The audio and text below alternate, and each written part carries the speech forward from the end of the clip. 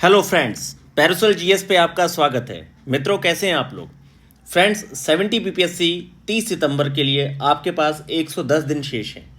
इसके संदर्भ में पुरानी वीडियो में हमने बात की थी कि कौन से ऐसे कंटेंट के सोर्स हैं और किस तरीके से आपने अप्रोच करना है।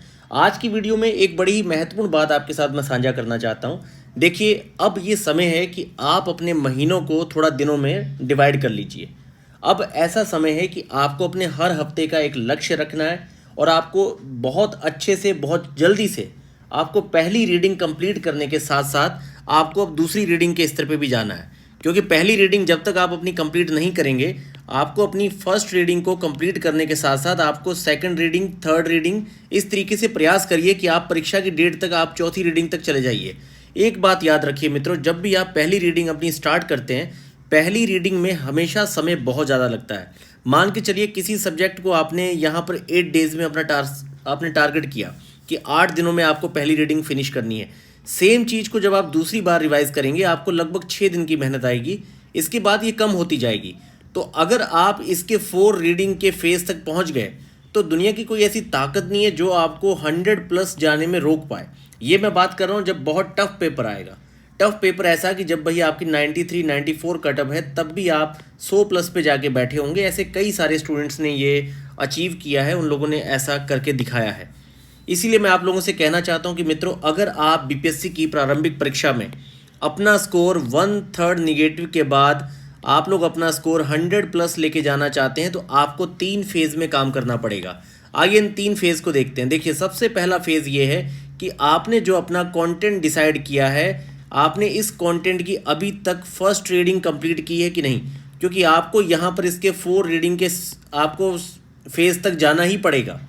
पहली रीडिंग अगर आपकी कंप्लीट नहीं हुई, अभी भी देखिए आपके पास समय है। 110 दिन का मतलब आप समझ रहे हैं, लगभग आपके पास 3.5 महीने से ज़्यादा समय है।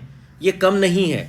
अगर आप इसे लगभग 8 से 9 घंटे के आसपास प्रतिदिन, कम से कम आपको इतना पढ़ना पड़ेगा। अगर कम से कम भी आप 110 को 8 से मल्टीप्लाई कर दें तो आपके सामने देखिए कितना हो जाता है, 880। लगभग आपके पास 900 घंटे आ गए हैं। ये बहुत ज़्यादा सेक्शन है। पूरी लूसेंट को अगर आप चाहें तो सिर्फ 20 से 25 घंटे में फिनिश कर सकते हैं, अगर आप उसके 6 से 7 पेज को पर घंटे पढ़ते रहें। इसीलिए आपको ये समझने की ज़रूरत है कि भाई आपको बहुत सही तरीके से अब आप चीज़ों को टाल नहीं सकते। अभी तक ऐसा था कि भाई आज मन है तो चलो एक आंसर लिख लिया, नहीं तो चलो 4 पेज पढ़ लिए। अब वो समय नहीं है। अब आप जो कहेंगे आपको वो करना पड़ेगा, क्योंकि इसके बाद फिर आपके पास मित्रों समय नहीं है। ये लास्ट एक फेज़ है जब आपके पास एक समय है कि आप चीज़ों को कम से कम भी 3 रीडिंग्स देने के साथ साथ आप लोग यहाँ पर खूब सारे MCQs क्वेश्चन जो है प्रैक्टिस कर सकते हैं और जाके परीक्षा में अपना जो आपका जजमेंट डे है उस दिन जाके आप बहुत अच्छा परफॉर्मेंस कर सकते हैं 30 सितंबर को। तो अब आपने कैसे करना है, देखिए। मान लीजिए यहाँ पे आपने हिस्ट्री का सेक्शन है।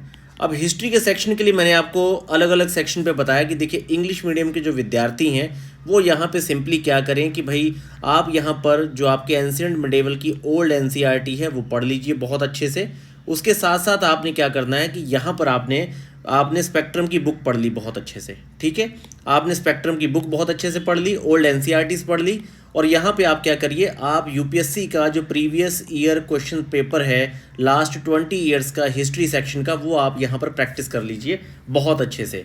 तो आपका इतिहास का सेक्शन लगभग तैयार हो जाता है।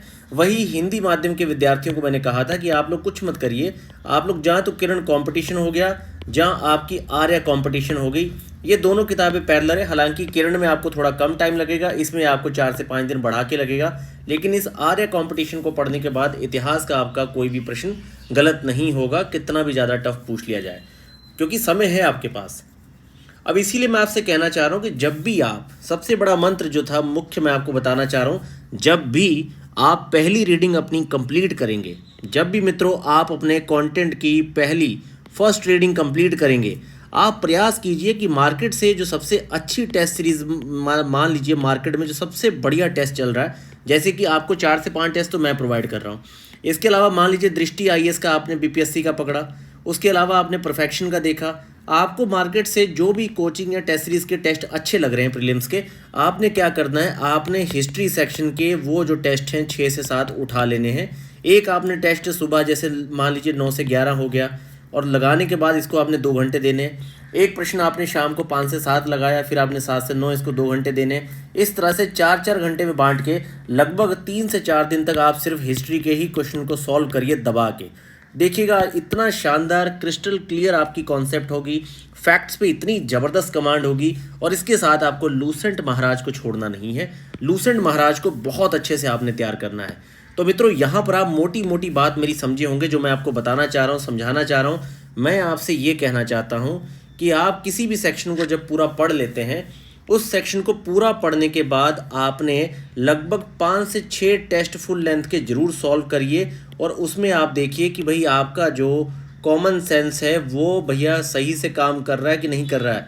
ये कॉमन सेंस वही है जिसे कई लोग एलिमिनेटिंग टेक्निक भी कहते हैं, ठीक है। तो ये आपकी एलिमिनेटिंग टेक्निक है, ये आपकी सही से काम कर रही है कि नहीं कर रही, कॉमन सेंस बढ़िया काम कर रहा है कि नहीं कर रहा, वो तभी है जब आप किसी सब्जेक्ट को बहुत अच्छे से एक बार पढ़ के उस पर 5 से 6 टेस्ट को सॉल्व करेंगे, तो आपके पास आपका आंसर होगा कि भाई आप कैपेबल हुए कि नहीं हुए। नहीं हुए तो भैया तुरंत दूसरी रीडिंग पे जाइए, फिर से इधर टेस्ट नए फ्रेश उठाइए, क्योंकि मार्केट में बहुत सारे टेस्ट हैं, बहुत सारी कोचिंग्स हैं, और लगभग जो भी जेन्युइन काम कर रहे हैं लगभग उनका टेस्ट ठीक मिल जाता है। तो आपने ये काम जरूर करना है, ये सबसे बड़ा मंत्र है। मैं आपसे बता रहा हूँ, आप 100 के नीचे नहीं रुकेंगे विद 1/3 नेगेटिव, बस आपको ये काम करना है। अब आप इसको समझ जाइए, और आपको सारे कंटेंट पे मैंने पहले भी डिस्क्रिप्टिव कई सारी वीडियो बनाई जिसमें मैंने आपको बताया कि आपको बिहार स्पेशल के लिए इम्तियाज़ सर की बुक पढ़नी है, साइंस में क्या पढ़ना है, हिस्ट्री में क्या पढ़ना है, पॉलिटी में क्या पढ़ना है, एनवायरनमेंट ज्योग्राफी को लेके कैसे चलना है, राज्य विशेष पे किन चीज़ों पे ध्यान देना है, बिहार और भारत के यूनियन बजट, और ख़ास तौर पे आपको इकोनॉमी सर्वे को अच्छे से पढ़ना है। इकोनॉमी में कौन सा सेक्शन है जहाँ से आपके सबसे ज़्यादा प्रश्न आते हैं, इस करंट अफेयर में आपने किस तरीके से करंट अफेयर को बहुत बढ़िया कवर करना है। हर सेक्शन पे बहुत डिटेल वे में आपको कम से कम 20 वीडियो बीपीएससी पे मिल जाएंगी। आप जाइए, उन्हें वॉच करिए, ध्यान से देखिए। पर यहाँ पर मैं एक मुख्य बात आपसे शेयर करना चाह रहा था, जो कि एक टेक्निक है कि भाई आप बड़े ही आराम से आप परीक्षा में अपना जो आंकड़ा है ये 100 के पार लेके जा सकते हैं, अगर आप लोग बस कुछ ना करें। आप किसी भी सेक्शन को पढ़ने के साथ ही आप उस पर क्या करें कि भाई आप उस सेक्शन को पढ़ने के बाद कम से कम 5 से 6 टेस्ट आपने सॉल्व करने हैं उस सेक्शन के, जिससे कि आपका स्कोर जो है परीक्षा में बहुत अच्छा आएगा। अब मित्रों यहाँ पे मैं एक चीज़ आपसे और कहना चाहता हूँ, लास्ट में अगर अभी भी कुछ विद्यार्थी हैं जो बीपीएससी में माइक्रो टेस्ट सीरीज़ की प्रैक्टिस करना चाहते हैं, तो एक 1200 का हमारा मेंस का कोर्स चल रहा है। आप चाहें तो माइक्रो टेस्ट सीरीज़ के लगभग आप 80+ क्वेश्चंस लिख के प्रैक्टिस कर सकते हैं। 3-3 क्वेश्चन का फेज़ है अगले सिर्फ 2 महीने में। और अगर आप अभी प्रारंभिक परीक्षा पे फोकस हैं तो उसी पे फोकस रहिए, क्योंकि ये समय अब प्रारंभिक परीक्षा पे ही पूरा ध्यान देने का है। तो मित्रों अब एक आपको कोर बात मैं और बताना चाहता हूँ कि देखिए सबसे बड़ा जो यहाँ पर एक सेक्शन और भी है, जो भी नए विद्यार्थी हैं, जो भी यहाँ पे न्यू स्टूडेंट्स हैं, न्यू स्टूडेंट्स से मैं कहना चाहता हूँ कि भाई आप लोग सबसे पहले अपना डायरेक्शन अच्छा करिए। अगर आप अपने डायरेक्शन को अच्छा करना चाहते हैं तो डायरेक्शन को अच्छा करने का सबसे बढ़िया जो सोर्स है वो आपके प्रीवियस ईयर्स क्वेश्चन है, जो आपके PYQs हैं। ये सबसे बड़ा डायरेक्शन होता है कि आखिर आप लोगों से प्रश्न किस तरह का पूछा जाता है। तो प्रश्नों को जानने का सबसे अच्छा तरीका है कि आप प्रीवियस ईयर क्वेश्चंस को कई बार प्रैक्टिस करिए। इससे आपका विज़न एकदम क्लियर होगा, डायरेक्शन एकदम क्लियर होगा, और आपको पिक्चर बहुत बड़ी दिखेगी। बिल्कुल वैसा ही है जैसे एक क्रिकेटर को पिछले 6 से 7 ओवर जब वो खेल लेता है, लगभग 50 से 60 बॉल को खेल लेता है, उसे लेदर की बॉल एक फुटबॉल दिखने लगती है। ये प्रैक्टिस है। फिर भैया जहाँ भी बैट घुमाओ वही बिल्कुल बॉल आपकी बैट पे आती है। वैसे ही आपके साथ है, जब आप दबा के आपका previous year questions, PYQs, MCQs लगभग आप 70-80, मैं कहता हूँ इतने दिन है, रोज़ एक टेस्ट लगाइए। आप 100 टेस्ट का टास्क क्यों नहीं देते? जब सब यहाँ पर आप देखेंगे कि 75 हार्ड का लक्ष्य बना के पता नहीं कितने लोगों ने बिल्कुल बढ़िया अपना व्यवस्था बना ली है, आप लोग अपने आप को 100 डेज़ का टास्क देके खुद अपना करियर क्यों नहीं अच्छा बना रहे? तो यहाँ पर आपको स्वयं को 100 डेज़ का टास्क देना चाहिए, और बहुत ही सिस्टमेटिक तरीके से सारे सब्जेक्ट्स को कम से कम 4 बार पढ़ने का आप नैतिक जिम्मेदारी लीजिए। बिल्कुल भागना नहीं है, आप लोग अपनी नैतिक जिम्मेदारी लीजिए कि भैया मुझे 4 रीडिंग देनी है, मैं दूंगा, और मुझे 100 टेस्ट डेली एक टेस्ट मुझे सॉल्व करके उसकी पोस्टमार्टम करनी है, और अपनी गलतियों को देखना है कि मैं किस तरह के प्रश्नों को गलत कर रहा हूँ। जिस तरह के प्रश्नों को मैं गलत कर रहा हूँ उन सेक्शंस को मैंने सबसे पहले जाके देखना है कि भाई मैं उसमें सुधार कर लूँ। तो ये छोटी सी कोर वाली बातें हैं, इन पे ध्यान दीजिए, निश्चित रूप से आप सबसे बढ़िया काम करेंगे। और हमेशा देखिए मित्रों, 2-2 4-4 मार्क्स जो हैं, 2-2 4-4 क्वेश्चन, ये बहुत बड़े, बहुत ज़्यादा मतलब कि पूरा रोल चेंज करने वाले होते हैं। इसलिए आपने गलतियां नहीं करनी, ये तभी कम करेंगे जब आप ज़्यादा से ज़्यादा प्रैक्टिस करेंगे। तो फ्रेंड्स 110 डेज लेफ्ट है, उठ खड़े होइए और अपनी बेस्ट एनर्जी के साथ काम कीजिए। बस इसके साथ साथ बहुत अच्छी दिनचर्या को फॉलो करिए, बहुत लाइट भोजन लीजिए और सकारात्मक रहिए। बहुत स्ट्रेस लेने से आपके टास्क कंप्लीट नहीं होंगे, आपके करने से आपके टास्क कंप्लीट